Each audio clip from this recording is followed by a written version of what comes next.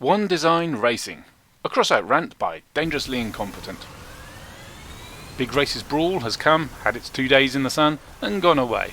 And it was quite popular, I think. Very popular. More popular than the regular weekly race brawls.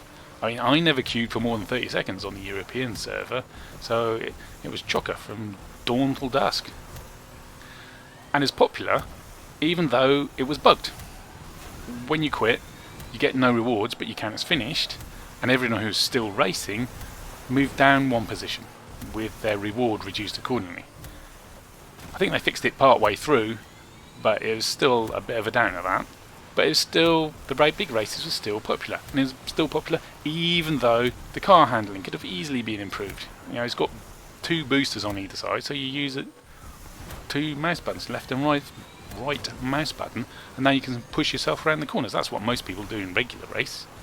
But with this design, you need to drift around the corners. You need to get yourself drifting in order to get round if you want to win. Which some people like. Some people like drifting, but some people don't, and newcomers to it find it quite awkward. And it's popular even though you can get bumped from first to last place real easily. And there's no black flag or anything for ramming your opponent, so you can do that police rear wheel manoeuvre where they nudge the back of your car and they push you out and you starts skidding. You can do that all day if you like, and there's no penalty. And despite all that, it's still was still very popular. And I reckon there's 4 main reasons for its popularity. Reason 1. One Design Racing. In big races, everyone is in the same build, bar the paint job. Everyone's vehicle is performing the same. This makes each race competitive. Look at this race from Snowstorm's one-day brawls, where everyone was in the same car again. 1st to 9th place, all finished within 15 seconds of each other. That's really close. It was a 1-lap race, okay, but and last weekend's big races was 2-lap race, so they're separated out a bit. But the principle's there.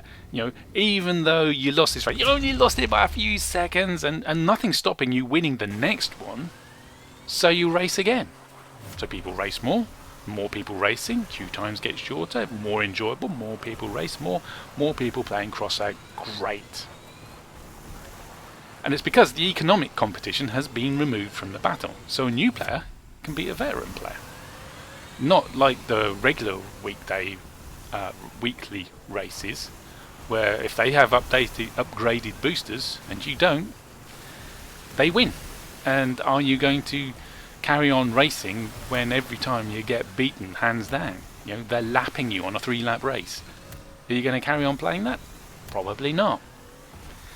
One Design Racing, in contrast, is great. Everyone can join in, everyone can win.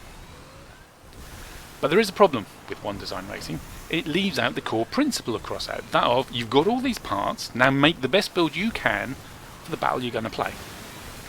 And that principle drives creativity, and that's part of the game, making your own build. That's what brought me to Crossout in the first place. You make your own build and you take it into battle. Okay, this battle's a race, but this principle drives players to play and pay in order to get the next cabin, wheel, or whatever it is you want, or weapon. I mean, why buy that pack with the new cabin when you can just go into race and it's provided to you? Reason 2. Art builds. And by art build I mean a vehicle with parts that are there to make it look good rather than enhance its performance, its durability, its steering and so on. The vehicle provided for big races is a car. Look, it's got 4 wheels, there's a windscreen on the front and a wing on the back, and it looks fairly flash. Players want to race vehicles that look like cars. There's large numbers of players who don't race because they don't want to race skid races. They're perfectly capable of making one, they've got all the parts, but they don't want to race them. They want to race a car. And players want to create slick looking cars. Again, creativity is good. It's great fun, good for your mental health, and it drives desire to get new parts and new stickers and buy new stickers and paints and so on. And this desire for good looking cars, you can't really tell it from big races, but it is evident in the weekly race brawl. You go into any of the weekly race brawls, and every race you'll see a couple of art cars. Even though they're being beaten hands down by the skid racers or the vehicles made to win that race type, they're still racing. They would much rather be racing against their own kind and with the hope of getting that first place reward, Wasteland Container, but they're still racing. They're there showing off what they've created and seeing what other people have made. The problem with art builds is making racing them competitive. I mean, look at this art build. It's really light and therefore accelerates really fast. Whereas this dump truck is really heavy and therefore slow. But if you're racing against each other, one in the light one and one in the heavy one, it's not going to be much fun for the dump truck driver, is it? He's not going to win. So how do you make race rules that cope with a wide variety of art builds and yet still have a competitive race? It's practically impossible. Reason 3. Track variety.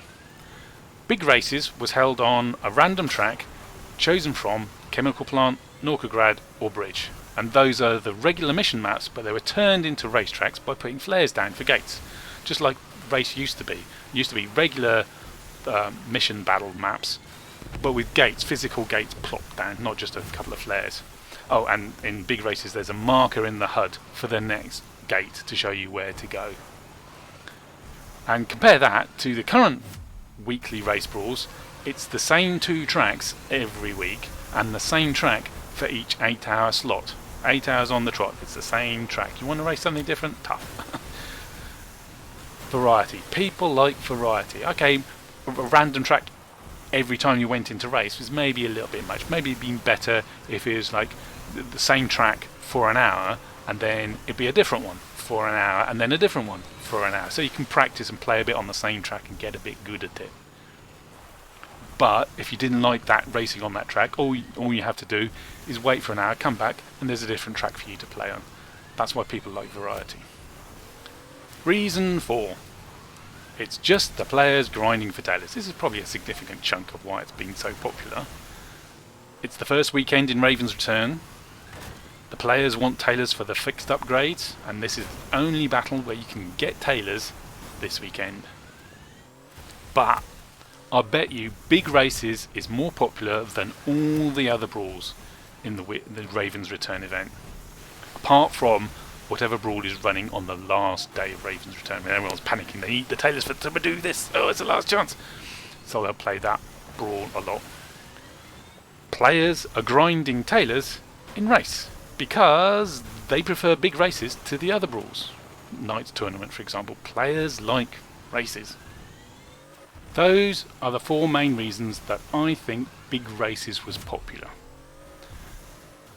And that popularity has inspired me. I have a suggestion to make the best race in Crossout ever. Dangerously Incompetent's art races, which you can now see in the video. Combining the best features of one design racing and art builds. In this race mode, everyone's in the same supplied vehicle. Same performance, same chance to win. And that one design of vehicle changes every hour, so you get a bit of variety. So you get a great competition. And it's a newbie friendly competition. I mean, Crossout does have this steep learning curve, and an even steeper economic curve. But with this one design racing, everyone can just jump right in and race. The pool of supplied builds are chosen by Clash of Engineers competition every month or every week or every how often. And that way you get the creativity of art builds and the desire for new parts and paints and stickers and so on. I mean, what better prize could you give a builder than people are going to race in your vehicle for the next month? It also opens the race up to more variety. We could have drift car races. There's a whole subculture of players who spend most of their time making flash cars and driving around in custom battles for no reward, just because they like to. But it's subdivided further because there's differences of opinion in what constitutes a drift car. Are you allowed boosters? Are you allowed rear wheel steering? But all that can be allowed for in the Clash of Engineers competition. This week, build a drift car. 2 steering wheels in front, 2 non-steering wheels in the rear, cabin, engine, that's it. Get building. We could have motorbike races. We could have tractor races. Formula 1 racing. Race trucks. The ever popular skid car racing. Supercar racing. Old school racing. Heavy plant racing. And, in a galaxy far, far away, pod racing. Instead of 8 hours racing on the same track as we have now in weekly races, in Dangerously Incompetent art races, every hour the track changes to a random track from a selection, including the Desolate Town map from Operation Gozu, if you can remember that far back.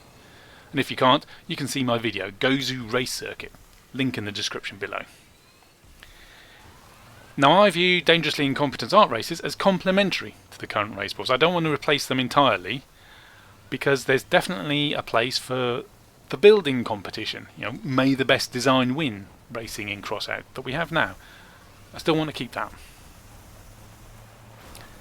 So that's my idea to improve race mode. What do you think of Dangerously Incompetent art races?